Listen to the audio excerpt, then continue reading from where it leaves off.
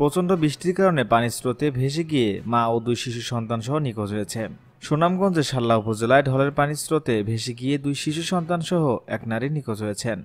সোমবার রাত 10টা পর্যন্ত তাদের খোঁজ মেলেনি।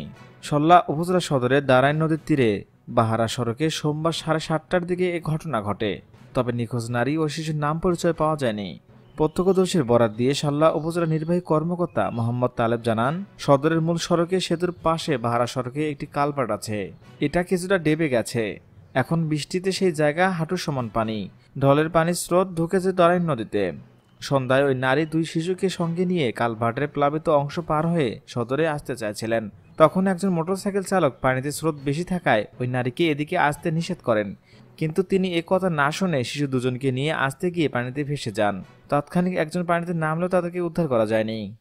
খবর পেয়ে সেখানে একদল পুলিশ ঘটনাস্থলে আসেন। এরপর থেকে স্থানীয় লোকজন কয়েকটি নৌকা নিয়ে তাদের খোঁজ করছেন, কিন্তু রাত 10টা পর্যন্ত তাদের কোনো খোঁজ মেলেনি।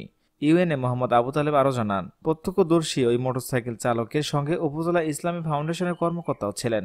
তিনি নিশ্চিত করেছেন ওই নারী ও শিশুর পানিতে ভেসে যাওয়ার বিষয়টি, তবে তাদের নাম পরিচয় এখনো জানা যায়নি।